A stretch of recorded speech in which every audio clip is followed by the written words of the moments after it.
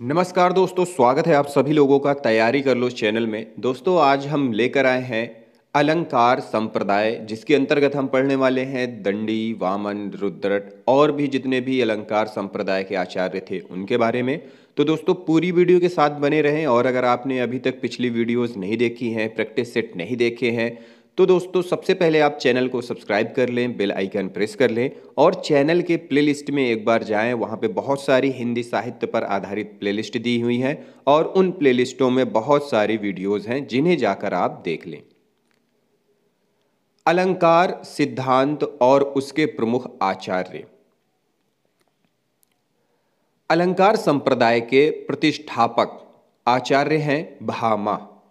हालांकि आचार्य भरत मुनि ने अलंकार संबंधी कई स्थापनाएं प्रस्तुत की हैं, परंतु उन्होंने रस सिद्धांत को ही प्रमुखता दिया है। इसीलिए अलंकार सिद्धांत के प्रवर्तक भामह को माना जाता है। जहाँ तक भरत मुनि की बात है, उन्होंने 4 अलंकारों उपमा, रूपक, दीपक और यमक का उल्लेख किया है। भरत मुनि ने नाट्य शास्त्र में उपमा के 5 भेद प्रशंसा, निंदा, कल्पिता, साहसी, किंचित दृशी और यमक के 10 भेद किए हैं। अलंकार सिद्धांत के प्रमुख आचार्य।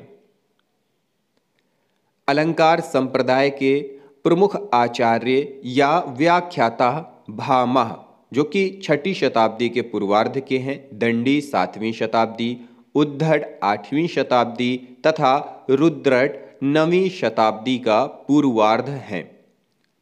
भामह का अनुकरण दंडी ने किया और भामह तथा दंडी का उद्धट ने। उपरोक्त सभी आचार्य अलंकार को ही काव्य की आत्मा मानते हैं। भारतीय काव्यशास्त्र के इतिहास में यही संप्रदाय सबसे प्राचीन माना जाता है। अलंकार सिद्धांत के आचार्यों की मूल स्थापनाएं। पहला, आचार्य भामह। आचार्य भामह हैं पहले आचार्यों में। भामह कश्मीर के निवासी थे तथा इनके पिता का नाम रक्रिल गोमी था। बलदेव उपाध्याय ने भामा का समय 6ठी शताब्दी का पूर्वार्ध निश्चित किया है।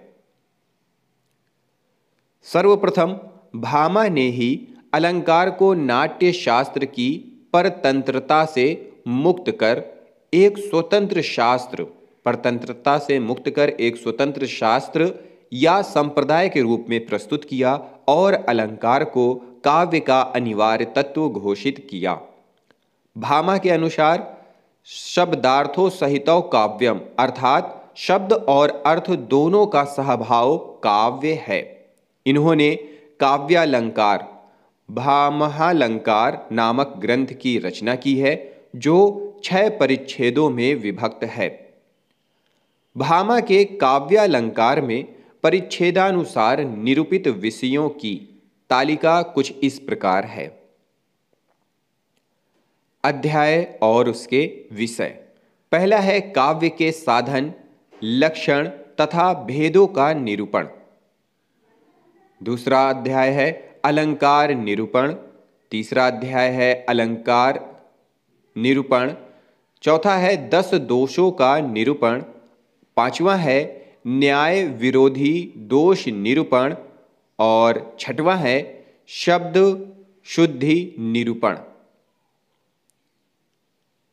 भामा ने अलंकार को काव्य का एक आवश्यक आभूषक तत्व मानते हुए कहा है, न कांतमपि विभूषणम विभाति वनिता मुखम, अर्थात बिना अलंकारों के काव्य उसी प्रकार शोभित नहीं हो सकता जिस प्रकार किसी सुंदर स्त्री का मुख बिना अलंकारों के शोभा नहीं पाता है।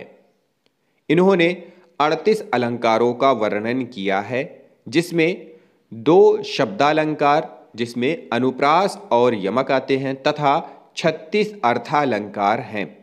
भामा ने अलंकार का मूल मतलब अलंकार का प्राण वक्रोक्ति को माना है।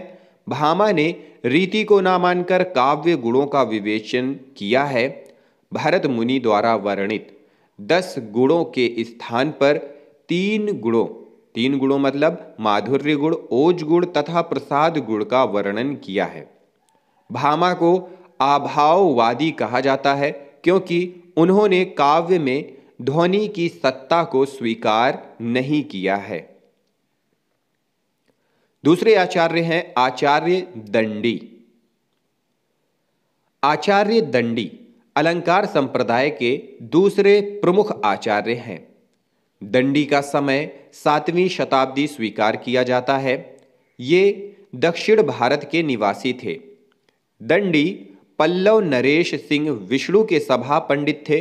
इन्होंने काव्यादर्श नामक ग्रंथ की रचना की। काव्यादर्श में 4 भाग हैं, 4 परिच्छेद हैं तथा लगभग 650 श्लोक हैं। दंडी प्रथम आचार्य हैं जिन्होंने वैदर्भी तथा गौड़ी रीति के पारस्परिक अंतर को स्पष्ट किया तथा इसका संबंध गुण से स्थापित किया। दंडी के काव्यादर्श में परिच्छेदानुसार निरूपित विषयों की तालिका निम्नलिखित है। अध्याय और उसके विषय। पहला अध्याय है काव्य लक्षण, भेद, रीति तथा गुण का विवेचन। दूसरा अध्याय है अर्थालंकार निरूपण। तीसरा अध्याय शब्दालंकार निरूपण, विशेषतः यमक का। चौथा है दशविध काव्य दोषों का विवेचन। आचार्य दंडी ने अलंकार शब्द को परिभाषित करते हुए लिखा है कि काव्य की शोभा बढ़ाने वाले धर्म को अलंकार कहते हैं। काव्य शोभाक रान धर्मान अलंकारन प्रच्छते। दंडी ने 39 अलंकारों का वर्णन किया है, जिसमें 4 शब्दालंकार, अनुप्रास, यमक, चित्र, प्रहेलिका और 35 अर्थालंकार हैं। दंडी ने अतिशयोक्ति के पृथक अलंकार, अतिशयोक्ति को प्रथम अलंकार निरूपित किया है। दंडी प्रबद्ध काव्य को भाविक अलंकार मानते हैं। बलदेव उपाध्याय दंडी को रीति संप्रदाय का मार्गदर्शक मानते हैं। अगले आचार्य हैं आचार्य उद्धट। उद्धट आचार्य से संबंधित आचार्य थे। उद्धट अलंकार से संबंधित आचार्य थे। इनका समय 8वीं शताब्दी का उत्तरार्ध माना जाता है। आचार्य बलदेव उपाध्याय ने इन्हें कश्मीर के राजा जयापीड का सभा पंडित माना है। आचार्य उद्धट ने काव्यालंकार सार संग्रह नामक ग्रंथ में अलंकारों का आलोचनात्मक एवं वैज्ञानिक ढंग पर विवेचन किया है। उद्धट ने रासलंकारों में समाहित को स्वीकार किया है तथा नाट्य में शांति रस की प्रतिष्ठा की है। आचार्य उद्धट ने 41 अलंकारों का वर्णन किया है। श्लेष को सभी अलंकारों में श्रेष्ठ माना है। श्लेष को सभी अलंकारों में श्रेष्ठ मानते हुए श्लेष के 2 प्रकार, शब्द श्लेष तथा अर्थ श्लेष की कल्पना तथा दोनों को अर्थालंकारों में ही परिगणित किया है। उद्धट ने पुनरुक्तो दाभास, छेकानुप्रास, लाटानुप्रास, काव्य हेतु, काव्य दृष्टांत और संकर नामक नवीन अलंकारों की उद्भावना की है। इन्होंने अलंकारों को सर्वप्रथम 6 वर्गों में वर्गीकरण किया। उद्धट ने अर्थ भेद से शब्द भेद की कल्पना की और अर्थ के 2 भेदों की कल्पना, पहला विचारित सुस्त तथा दूसरा अविचारित रमणीय बताए। अगले आचार्य हैं आचार्य रुद्रट। आचार्य रुद्रट कश्मीर के निवासी थे तथा इनका समय 9वीं शती का पूर्वार्ध स्वीकार किया जाता है। रुद्रट की रचना का नाम काव्यालंकार है। इस ग्रंथ में 16 अध्याय तथा कुल 74 श्लोक हैं। आचार्य रुद्रट ने सर्वप्रथम अलंकारों का वैज्ञानिक वर्गीकरण प्रस्तुत किया था। इन्होंने अर्थालंकारों के 4 वर्ग वास्तव, औपन्य, अतिशय और श्लेष में विभाजित किया। इन्होंने रसवत आदि अलंकारों को अमान्य ठहराकर भामा के समय में रस और भाव को अलंकार के भीतर स्थान देने की त्रुटिपूर्ण परंपरा का परिशोधन किया। भारतीय काव्यशास्त्र के अन्य आचार्यों का अलंकार संबंधी विचार। गैर अलंकारवादी आचार्यों ने भी अलंकार सिद्धांत पर अपना मत व्यक्त किया है, जिसमें प्रमुख आचार्यों के विचार निम्नलिखित हैं। पहले, आचार्य वामन रीति संप्रदाय के प्रवर्तक आचार्य हैं। इनके ग्रंथ का नाम है काव्यालंकार सूत्र वृत्ति। इन्होंने 32 अलंकारों का विवेचन किया है। इन्होंने व्याजोक्ति नामक नवीन अलंकार की उद्भावना की है। वामन ने गुण को काव्य का नित्य धर्म और अलंकार को अनित्य धर्म माना है। काव्य शोभाया कर्तारो धर्मा गुणा। उनके कथानुसार गुण आदि काव्य के शोभा कारक धर्म है, तो अलंकार उस शोभा के वर्धक हैं और रस गुणों की कांति। इस प्रकार वामन की दृष्टि में अलंकार का महत्व गुणों की अपेक्षा कम हो गया। आचार्य वामन ने वक्रोक्ति को अर्थालंकार में परिगणित कर उसे सादृश्य में उत्पन्न होने वाली लक्षणा के रूप में परिभाषित किया। वामन अर्थालंकार को उपमा का प्रपंच मानते हैं।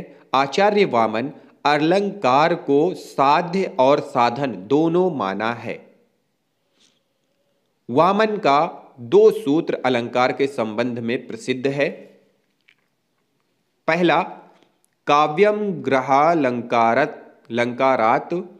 सौंदर्यम अलंकारा। फिर दूसरे आचार्य हैं आचार्य कुंतक ने 20 अलंकारों का वर्णन किया है।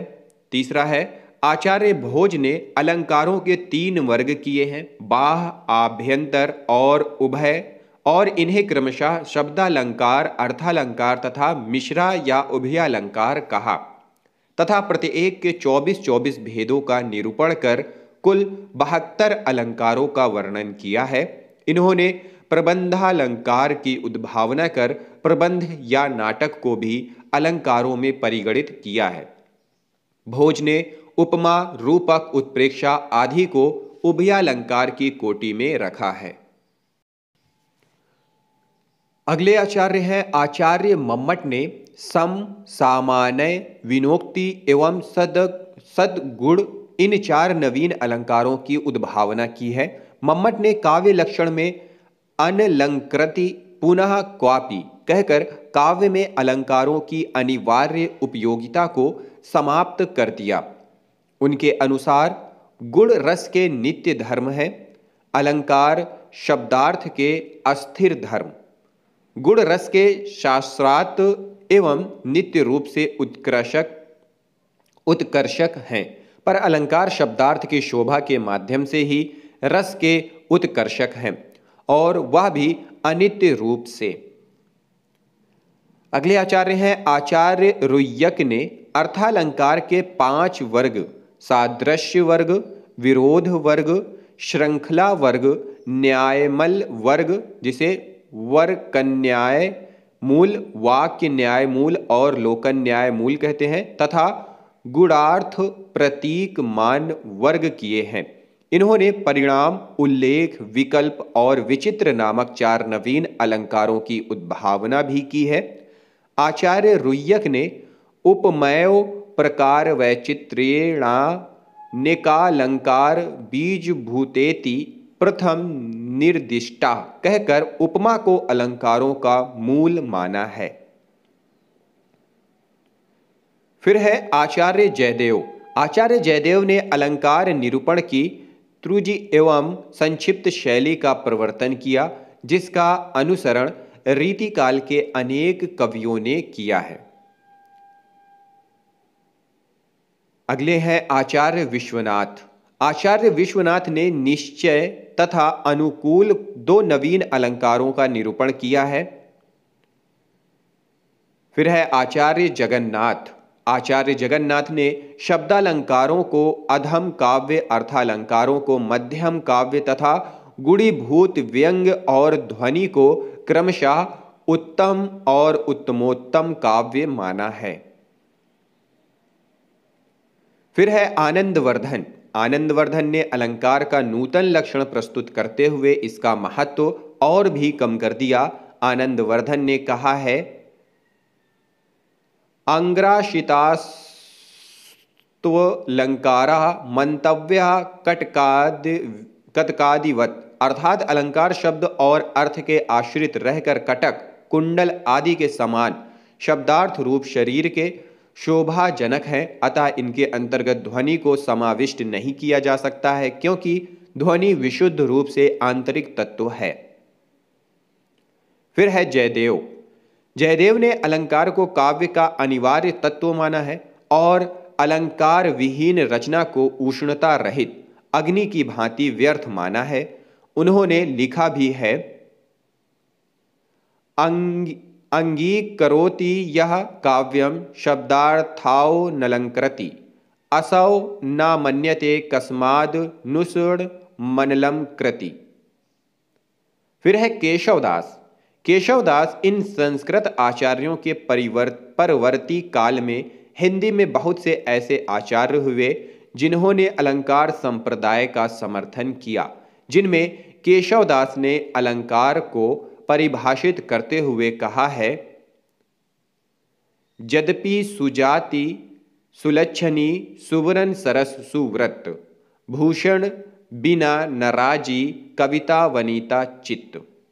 तो दोस्तों, ये थे, हमने अलंकार संप्रदाय को पढ़ा। इससे पहले हमने काव्य शास्त्र पर भी पढ़ा था, तो काव्य शास्त्र और अलंकार शास्त्र दोनों यहाँ पे कंप्लीट होते हैं। अगर वीडियो पसंद आती है तो लाइक और शेयर करना बिल्कुल ना भूलें। अगली वीडियो में मिलते हैं। इस वीडियो के लिए बहुत बहुत धन्यवाद।